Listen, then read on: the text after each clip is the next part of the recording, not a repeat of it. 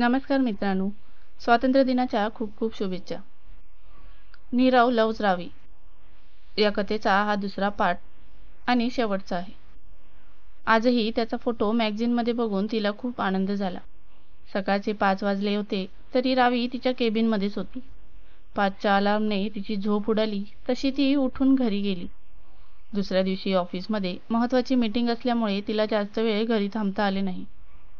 ती कंपनीची finance officer असल्यामुळे तिला काही गोष्टींची कल्पना नव्हती. सगळे मेन डिसिजन MD आणि CEO कडे होते. त्यांच्या कंपनीला आज न्यू कॉन्ट्रॅक्ट मिळणार होते. रावी आली तशीच दावत बोर्ड मीटिंगमध्ये गेली. मीटिंग ऑलरेडी सुरू झाल्यामुळे ती जाऊन तिच्या चेअरवर बसली.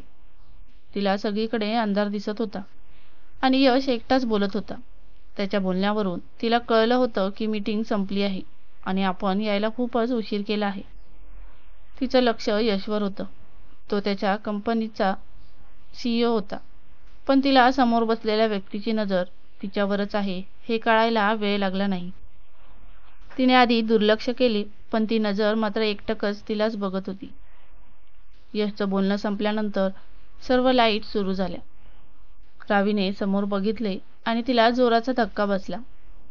तिच्याकडे रोखून पाहणारी नजर दुसरी तिसरी कोणाची नाही तर नीरवची होती. आज 5 ते 6 वर्षांनी ती त्याला बघत होती. आजही तो तितकाच छान दिसत होता. आता तर जरा अजूनच वेगळं तेज त्याच्या चेहऱ्यावर आलं होतं.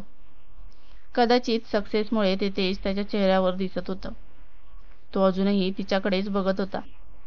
यशच्या आवाजाने त्याची तंद्री भंग पावली. मिस्टर नीरव, या कंपनीच्या फायनान्स ऑफिसर रावी. रावी आपला नेक्स्ट प्रोजेक्ट मिस्टर नीरव सोबत आहे. रावीने त्याला बघून शेक हँड केलं. त्याचा स्पर्श तिला नकळत सांगून गेला की तो आजही तिच्यावर चिडला आहे. तिची नजर नीरवच्या शेजारी बसलेल्या मुलीकडे गेली.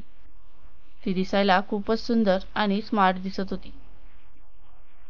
रावी, या Mrs, let me introduce myself. I am Natasha Jaiswal, यांची बिझनेस पार्टनर. रावीने गोड स्माईल देत नताशासोबत शेक हँड केले. And also my would be life partner म्हणत नीरवने तिला जवळ ओढले. रावी मात्र नीरवकडे बघत होती. सगळे मीटिंग संपवून बाहेर आले. नीरव आणि नताशाने उद्या भेटू म्हणून निरोप घेतला, पण जाताना देखील रावीला नीरवच्या डोळ्यात राग द्वेष स्पष्ट दिसत होता. त्याने मागे वळून तिच्यावर जळजळीत कटाक्ष टाकला. यश, तू मला आधी का नाही सांगितलं की आपण कोणासोबत कॉन्ट्रॅक्ट करतोय? रावी यशच्या केबिनमध्ये जात बोलली. तिला नीरवसोबत काम करणं जराही पटणार नव्हतं, पण आज इतक्या वर्षांनी त्याला बघून कुठेतरी छान फील होत होतं. ठरल्याप्रमाणे नीरव आणि नताशा दुसऱ्या दिवशी ऑफिसला आले, पण नीरवला फेस करणे रावीच्या जीवावर आले होते. तिला काहीच अंदाज लागत नव्हता तो काय आणि कसा रिॲक्ट करेल. यशने नताशा आणि नीरवला त्यांची केबिन दाखवली आणि स्वतःच्या केबिनमध्ये जाऊन बसला. रावी सुद्धा तिच्या केबिनमध्ये गेली, पण नीरवचा चेहरा सारखा समोर येत होता. ती चेअरला टेकून बसली आणि अचानक तिचे डोके का दुखायला लागले. खुश आहेस ना? तिने वर पाहिले तर तिच्या समोर नीरव उभा होता. थोड्या वेळासाठी तिला समजलेच नाही की त्याला ट्रीट कसे करावे. नंतर तिने त्याला बसायला सांगितले. त्याने तिला पुन्हा तोच प्रश्न विचारला, खुश आहेस ना? ती त्याच्याकडे आश्चर्याने बघत होती. तिला समजत नव्हते की त्याला त्याच्या प्रश्नावर नेमकं काय उत्तर हवं आहे. हो, येस, ती काहीतरी गोंधळून बरळत होती. रिलॅक्स रावी, मी फक्त एवढंच विचारलं. खुश आहेस ना आता? हेच हवं होतं ना तुला? इतक्या मोठ्या कंपनीची फायनान्स ऑफिसर आहेस, त्याने कुत्सितपणे हसत विचारले. तिला त्याच्या बोलण्याचा वेध कळला.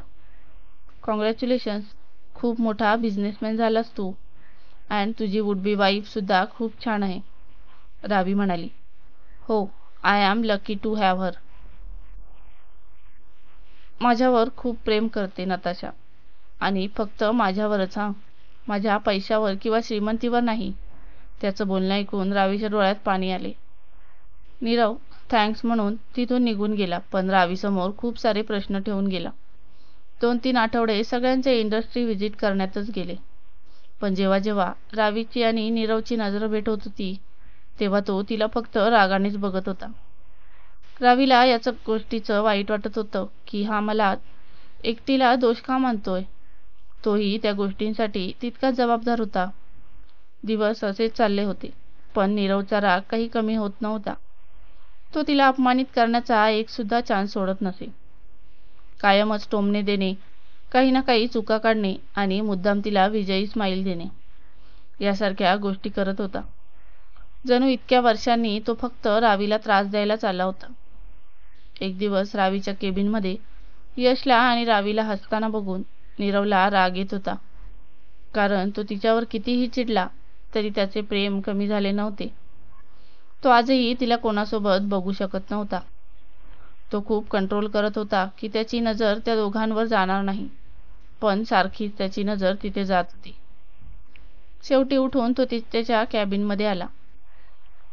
यशचा हात रावीच्या हातावर बघून त्याला यशला मारू की काय असं झालं होतं. नीरवला बघून यशने त्याचा हात मागे घेतला. सॉरी, मी तुम्हाला डिस्टर्ब केले, पण मला रावीसोबत थोडं बोलायचं होतं म्हणून आलो. त्याने रावीकडे रागाने बघून यशला उत्तर दिले. मग यशचा फोन वाजला तसा यश बाहेर निघून गेला. केबिनमध्ये पूर्ण शांतता पसरली होती. बस ना, काय काम होतं? रावी फाईलमध्ये तोंड घालत म्हणाली. रावी, एक प्रश्न विचारायचा राहिला. कोणता? तू लग्न केलंस का? रावीने त्याच्याकडे आश्चर्याने पाहिले. नाही म्हणजे तुझ्या नवऱ्याला चालतं का हे? काय काय बोलतोयस नीरव? नीट आणि स्पष्ट बोल. नाही, मी इथे आल्यापासून बघितलं आहे, तो यश सारखाच तुझ्या आसपास असतो म्हणून विचारलं. Just for curiosity. नीरवच्या बोलण्याने रावीला भयंकर राग आला. नीरव, हे काय बोलणं आहे तुझं? नीट आणि तोंड सांभाळून बोल.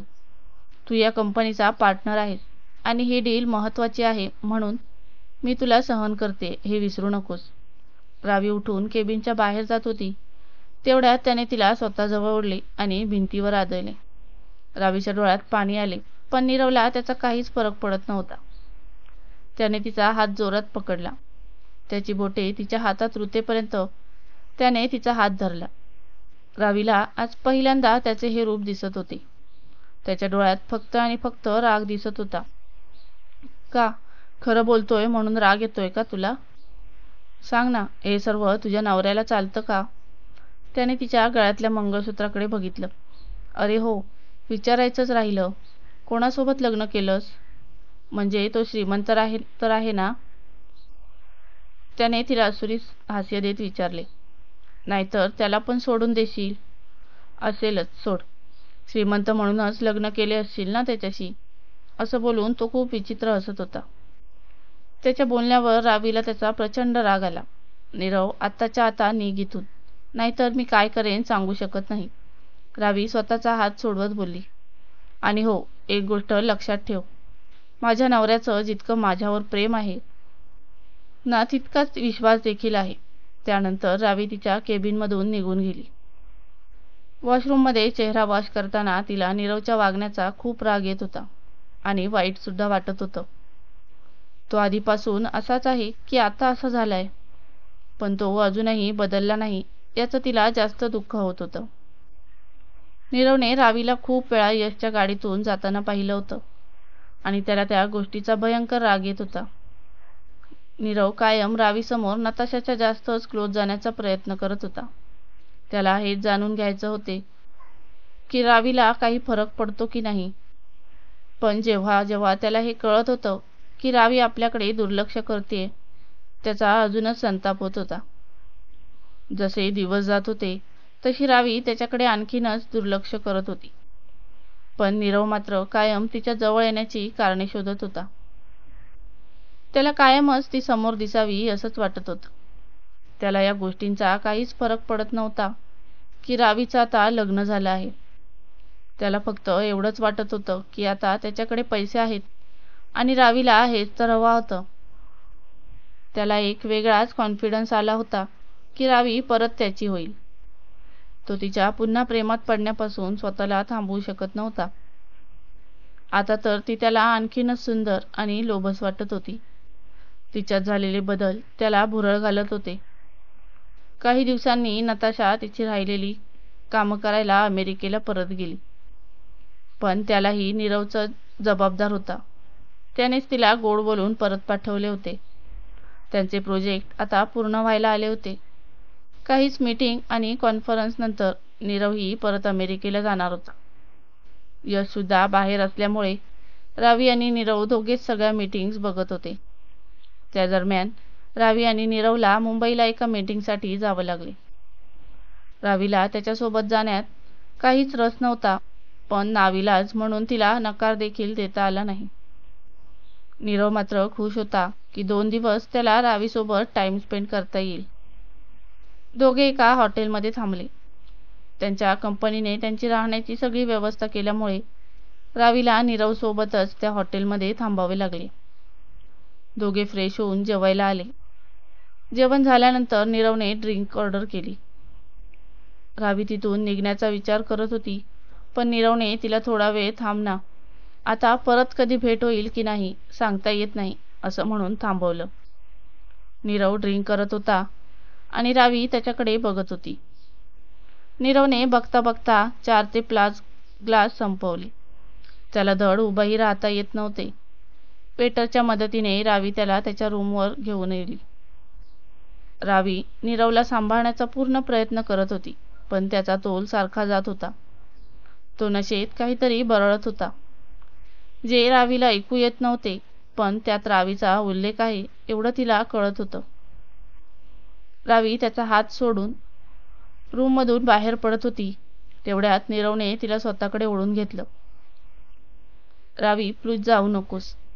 तो तिच्या गालावर हात ठेवून नशेत बडबडत होता. रावी स्वतःला सोडवण्याचा पूर्ण प्रयत्न करत होती, पण नीरवने तिचा हात घट्ट पकडल्यामुळे तिला स्वतःला सोडवणं जमत नव्हतं. तरीही ती तिचा हात सोडवून जाऊ लागते. तेवढ्यात नीरव उभा राहून पुन्हा तिला स्वतःकडे ओढून घेतो. तसा रावीचा पारा चढतो. ती त्याच्या जोरात कानाखाली लावून देते. नीरव, तुला एकदा सांगितलेलं समजत नाही का? मला परत हात लावशील तर याद राख.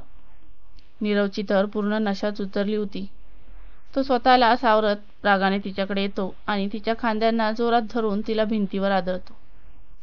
काय प्रॉब्लेम काय आहे तुझा रावी? तुला कळत नाही का मी अजूनही तुझ्यावर प्रेम करतो ते? तू याला प्रेम म्हणतोस का नीरव? एकदा विचार कर. आणि आता माझं लग्न झालंय, तुला समजत कसं नाही? मी मूव्ह ऑन केलंय आणि आता तूही केले पाहिजे. तसेही मला नाही आवडत असा तू सारखं जवळ आलेलं. ही तुला लास्ट वॉर्निंग आहे, परत माझ्या जवळ येऊ नको. रावी त्याचे हात बाजूला करून जायला निघते, तसा तो पुन्हा तिला स्वतःकडे ओढतो आणि जोरात तिचं तोंड दाबतो. रावीला आता त्याची भीती वाटू लागली होती, पण तिच्या डोळ्यात रागही स्पष्ट दिसत होता. मी नाही चालत जवळ आलेलं, मग तो यश चालतो का तुझ्या जवळ आलेला? त्याला तर तू काहीच बोलत नाहीस. नीरव तोंडाला येईल ते बरळत होता. नीरव, सोड मला, माझे गाल दुखतायत. रावीच्या डोळ्यातून पाणी यायला लागतं, तसा नीरव थोडा बाजूला होतो. Sorry Ravi, I am so sorry, पण यात तू पण समजून घे ना मला. तुला कळत कसं नाही माझं किती प्रेम आहे तुझ्यावर. इतकी वर्ष मी कशी काढली आहेत तुला माहिती आहे का? तुझ्याशिवाय मी कसा जगलोय हे माझं मलाच माहीत आहे. आणि आता इतक्या वर्षांनी भेटून पण तू अशी वागतेस. रावी बघ, तुला पैसे पावर हवी होती ना? बघ, माझ्याकडे आता सगळं आहे. आता तर तुला काहीच प्रॉब्लेम नसला पाहिजे. रावीने रागाने त्याचा हात झटकला. रावी, तू म्हणत असशील तर मी नताशाला पण सोडतो. तू पण तुझं लग्न मोड. बघ, आता माझ्याकडे किती पैसे आहेत, तुला कशाचीच कमी पडणार नाही. प्लीज रावी, परत माझ्याकडे ये. रावीला त्याचं बोलणं ऐकून शॉक बसला होता. नीरव आपल्याविषयी इतक्या खालच्या पातळीचा विचार करेल असं तिला कधीच वाटलं नव्हतं. नीरव, तू सारखा पैसे पैसे काय करतोयस? आणि तू प्रेम मागतोयस की मला विकत घेतोयस? तू मला कायमच चुकीचं समजत आलाय आणि आताही तू हेच करतोयस. तिच्या बोलण्याने नीरव आणखी चवताळून तिच्या अंगावर धावून गेला. काय चुकीचं समजलो मी तुला? हेच तर कायम हवं होतं तुला, म्हणून तर मला सोडलंस आणि आता लग्न होऊन सुद्धा त्या यश सोबत फिरतेस. तुला मी मूर्ख वाटलो का, की मला काहीच कळत नाही? तू इतक्या मोठ्या पोस्टवर कशी आलीस? तो क्रूरपणे हसून तिच्याकडे बघतो. तिला तर विश्वासच बसत नव्हता की आपण अशा माणसावर प्रेम केले ज्याचे आपल्याविषयी असे विचार आहेत. तिची तळपायाची आग मस्तकात गेली. तिने पुन्हा एकदा त्याच्या जोरात कानाखाली दिली. नीरव स्वतःचे गाल चोळत बसला आणि रावी जोरात दरवाजा आपटून बाहेरच्या दिशेने निघून गेली. नीरवची तळपायाची आग मस्तकात गेली. तो खिडकीत जाऊन उभा राहिला आणि एका हातात ग्लास धरून तो अजूनही हाच विचार करत होता की रावीला कसं आपलं करता येईल. तेवढ्यात त्याची नजर खाली गेली. त्याने खाली पाहिलं. पार्किंगमध्ये रावी यशच्या मिठीत होती. त्याच्या हाताला ग्लास त्याच्या रागानेच फुटला. त्याच्या हातातून रक्त येत होतं आणि त्याचे डोळे रागाने लाल झाले होते. दुसऱ्या दिवशी यश मीटिंगला पोहोचला. नीरव यशला पाहून आश्चर्यचकित झाला. रावी कुठे आहे? थोड्याशा रागाने नीरवने यशला विचारले. ती दिल्लीला गेली. इथून पुढे मी मीटिंग कंटिन्यू करणार आहे. नीरव आणि यशमध्ये जुजबी बोलणे झाले. दोघांनाही एकमेकांचा खूप राग आला होता, पण बोलत कोणी नव्हतं. मीटिंग संपवून दोघेही दिल्लीला पोहोचले. यश, मला तुझ्याशी थोडं बोलायचं होतं. उद्या लवकर येशील ऑफिसला की बाहेर भेटूया? नको, ऑफिसमध्ये बोलू. काही पर्सनल आहे का? नाही रे, असंच. उद्या बोलूच, असे म्हणून नीरव निघून गेला. नीरवने आपली गाडी त्याच्या जुन्या फ्लॅटकडे वळवली. खूप वर्षांनी तो इथे आला होता. त्याच्या सगळ्या जुन्या आठवणी जाग्या झाल्या होत्या. त्याने आणि रावीने घालवलेले त्या घरातील प्रत्येक क्षण त्याच्या डोळ्यासमोरून येऊन गेले. त्याला रावीचा सहवास जाणवत होता. का मी असा वागलो? तेव्हा जर तिला थांबवलं असतं तर असं झालंच नसतं. मी तेव्हा फक्त माझ्या इगोला महत्त्व दिले. का केलं मी असं? तो स्वतःवर चिडून स्वतःलाच प्रश्न विचारत होता. मी तिच्याशिवाय राहू शकत नाही हे माहीत होतं ना तिला, पण तरीही मला सोडूनच गेली ना. आणि अशी काय अपेक्षा होती माझी? फक्त माझी बनून राहा इतकंच म्हणत होतो ना. तिला कळत का नव्हतं? आणि आताही कळत नाहीये. तो यश किती क्लोज जातो तिच्या, आणि माझ्याजवळ यायला तर किती वेळ लावला होता. किती स्ट्रिक्ट होती ती या बाबतीत. मी खरंच चुकलो का तिला समजून घ्यायला? आणि आता कोणासोबत लग्न केलंय काय माहीत. इतकं शोधण्याचा प्रयत्न केला पण काहीच डिटेल्स नाहीत ऑफिसमध्ये. ऑफिसमध्ये सुद्धा माहेरचंच आडनाव लावते. बाकी तिच्याबद्दल काहीच नवीन डिटेल्स नाही. असं का करत असेल? खरंच लग्न केले असेल ना? अशा खूप साऱ्या प्रश्नांनी त्याला भांबावून सोडलं होतं. तो तिथेच कधी झोपी गेला ते त्यालाही कळलं नाही. दुसऱ्या दिवशी नीरव एक मीटिंग संपवून ऑफिसमध्ये आला आणि सगळ्यात आधी त्याने यशला कॉल करून बोलावून घेतली. पुन्हा त्याचे विचारचक्र चालू झाले. यशने डोअर नॉक केले तसे त्याची तंद्री भंगली. यश, प्लीज कम. काय घेणार? कॉफी मागवू की आणखी काही? काही नको. यशने थोड्याशा रागातच उत्तर दिलं. बोल, काय बोलायचं होतं? यशने मुद्द्यालाच हात घातला. नीरवने देखील थोडीशी स्माईल देत बोलायला सुरुवात केली. यश, तू रावीला कधीपासून ओळखतोस? नीरवने थोड्या शांतपणे विचारलं. काय? म्हणजे तू का हे विचारतोस? यशने थोडं आश्चर्यचकित होऊन त्याच्याकडे पाहिलं. सांगतो सगळं, पण मी जे काही विचारतोय त्याची आधी उत्तरं दे. 4 वर्ष. यश म्हणाला तसं नीरवने यशकडे पाहिलं. म्हणजे हा आधीच रावीच्या आयुष्यात होता का? कारण आम्हा दोघांना वेगळं होऊनही 4 वर्ष झालीत, पण मी कधीच तिच्याकडून त्याच्याविषयी काहीच ऐकलं नव्हतं. नीरव थोडा विचारात पडला. काय झालं नीरव? बोल काहीतरी. काही नाही. रावी आणि तू खूप क्लोज फ्रेंड आहात ना? हो, पण तू हे सगळं का विचारतोयस? यश, मी तुला सरळच सांगतो. मला फिरवून बोलायला नाही आवडत. मी आणि रावी काही वर्षांपूर्वी आम्ही रिलेशनशिपमध्ये होतो. यश त्याचं बोलणं आवाजून ऐकत होता आणि नीरव त्याच्या चेहऱ्यावरचे भाव टिपत होता. पण आमचं रिलेशनशिप वर्कआउट झालं नाही. त्याला कारण सुद्धा रावी होती. तू गैरसमज करून घेऊ नकोस, पण तू माझा चांगला मित्र आहेस म्हणून मी हे तुला सांगतोय. मी तुला तिच्या सारखं जवळ जाताना बघितलंय आणि मी तुझ्या डोळ्यातही तिच्याविषयी फिलिंग्स बघितले आहेत. मग तू काय आता पॉझिटिव्ह होतोय का तुझ्या एक्स गर्लफ्रेंडसाठी? यशने त्याला विचारले. तसे नीरवने देखील हसत उत्तर दिले. अरे नाही, मी आणि तिच्याविषयी पॉझिटिव्ह मुळीच नाही. आणि तुला माहिती आहे ती मला का सोडून गेली? कारण मी सक्सेसफुल नव्हतो म्हणून, आणि माझ्याकडे तेवढा पैसाही नव्हता. हे सांगताना नीरवच्या चेहऱ्यावर स्पष्ट राग दिसत होता. यश, मी फक्त तुला एकच सांगतो, ते पण तुझ्या भल्यासाठी. तिच्यापासून लांब राहा. एखादी दुसरी मुलगी बघ. तसंही तिचं लग्न झालंय आणि ती कधीच कोणाची एकाची राहत नाही. तू तिच्यात गुंतत जाशील, पण ती तुलाही तशीच फसवेल. आणि आज तू आहेस आणि उद्या दुसरं कोणीतरी असेल. यशला त्याचं बोलणं ऐकून आश्चर्य वाटत होतं. त्याहून त्याच्या विचारांचा राग येत होता. त्याला त्याची किळस वाटत होती. एखादी व्यक्ती कोणावर प्रेम करून त्याच व्यक्तीसाठी असं कसं बोलू शकते? नीरव, एक विचारू? तू खरंच तिच्यावर प्रेम करत होतास? यशने थोडं शांतपणे विचारलं.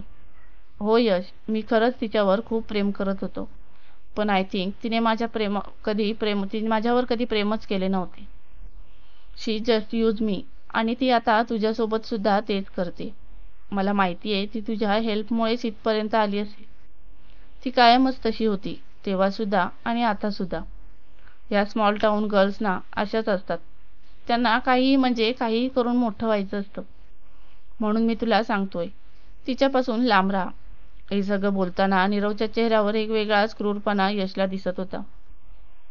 यशने पाण्याचा ग्लास उचलला आणि नीरव समोर धरला. पाणी पी नीरव, खूप बोललास, गळा सुकला असेल. यशने रागाने नीरव समोर ग्लास सरकवला. नीरवला थोडं आश्चर्यच वाटलं. त्याला नेमकं कळत नव्हते की यश असा का रिॲक्ट करतोय. यशने नीरवच्या कॉलरवर थोडासा स्पर्श केला. त्याचा राग त्याच्या चेहऱ्यावर स्पष्ट दिसत होता, पण तरीही तो स्वतःला शांत ठेवत होता. नीरव, मी रावीला गेली 4 वर्ष ओळखतोय. ती काय आहे, कशी आहे आणि तिचं आणि तुझं रिलेशनशिप काय आहे, काय होतं, हे सगळं मला माहिती आहे. यश खूप शांतपणे पण खूपच गंभीर चेहऱ्याने आणि आवाजात बोलत होता.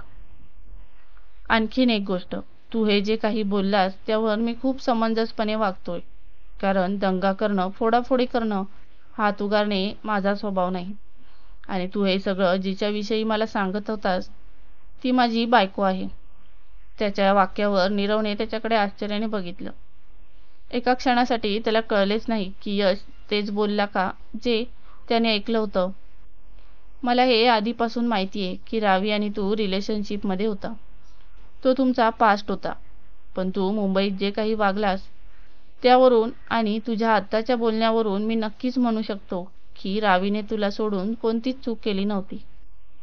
तू मला काय सांगतोय की ती तुझ्यामुळे, माझ्यामुळे इथपर्यंत आली. मी तर हे म्हणेन की तिच्यामुळे आज मी इथे आलो. एक यशस्वी पुरुषामागे एक स्त्री असते असे म्हणतात. माझ्या आयुष्यातील ती स्त्री रावी आहे. रावी बाहेरून त्या दोघांचे बोलणे ऐकत होती आणि तिच्या डोळ्यात पाणी उतरले. ती तिच्या केबिनमध्ये आली. तिला अश्रू अनावर होत होते. नीरवचे विचार, त्याचं तिच्याविषयी असलेलं मत याचंच तिला वाईट वाटत होतं. ज्याच्यावर आपण प्रेम केले तो किती वेगळा होता आणि हा कसा आहे याचं तिला आश्चर्य वाटत होते. तिच्या डोळ्यातल्या अश्रूंना पाहून तिला यशची आठवण झाली. 4 वर्षांपूर्वीचे क्षण झरकन तिच्या डोळ्यासमोरून गेले. तिच्या ऑफिसमध्ये त्याची ट्रान्सफर झाली होती.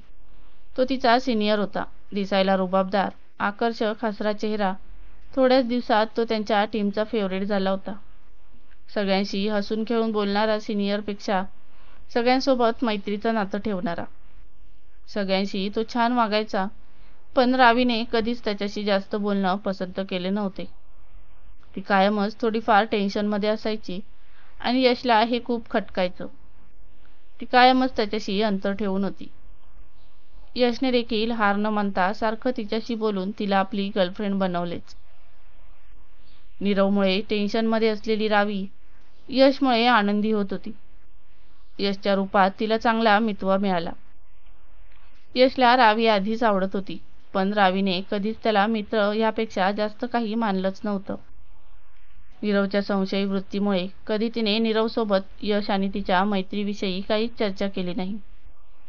नीरव आणि तिच्या ब्रेकअप नंतर तिला सहारा देऊन त्याने त्याची मैत्री खूप चांगल्या प्रकारे निभावली होती.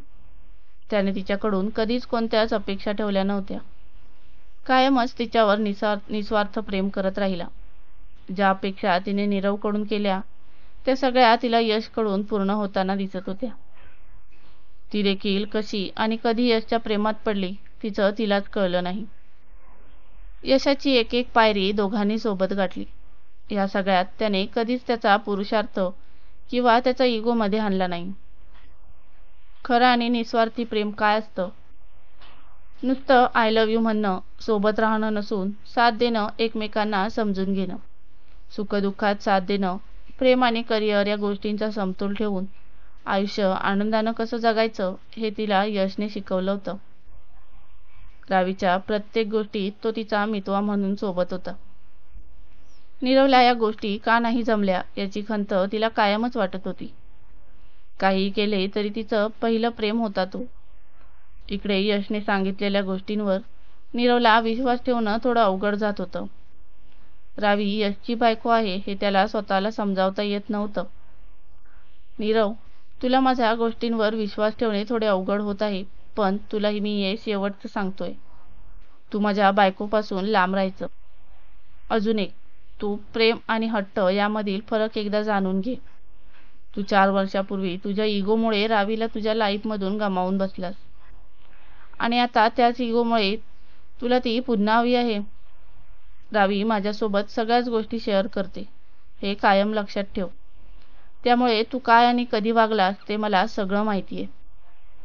मी तुला आधीच या गोष्टींविषयी ताकीद देणार होतो, पण रावी सगळं सांभाळेल अशी माझी खात्री होती.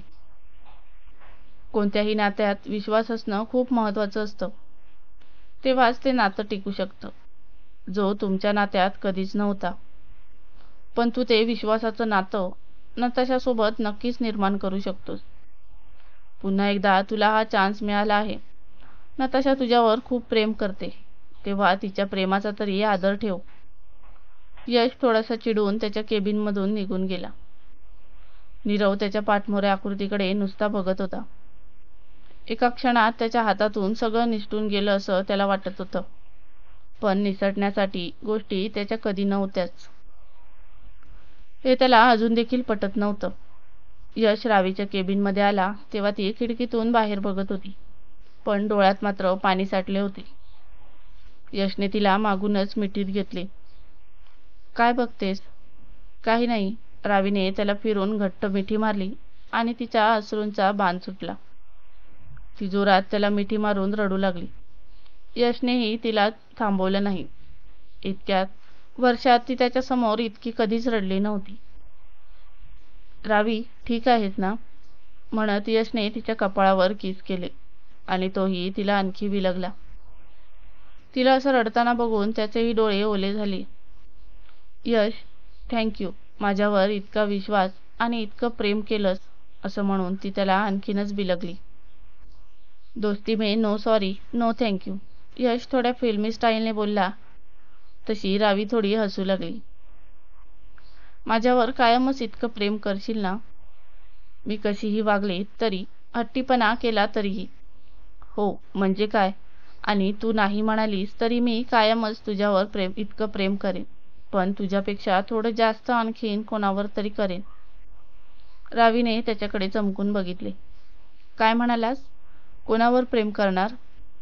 रावीच्या डोळ्यात राग स्पष्ट दिसत होता. त्याने तिला थोडं बाजूला केले.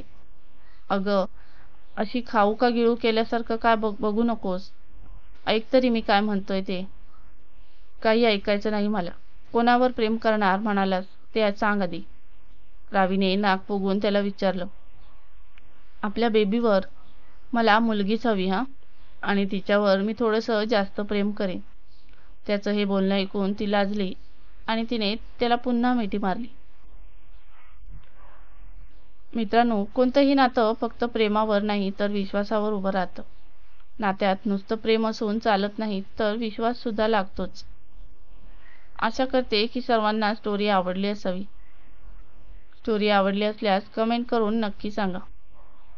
त्याचबरोबर चॅनलला सबस्क्राईब करून बेल आयकॉनचे बटन ऑलवर सेट करा, जेणेकरून नवीन व्हिडिओचे नोटिफिकेशन सर्वात पहिले तुम्हाला मिळेल. धन्यवाद.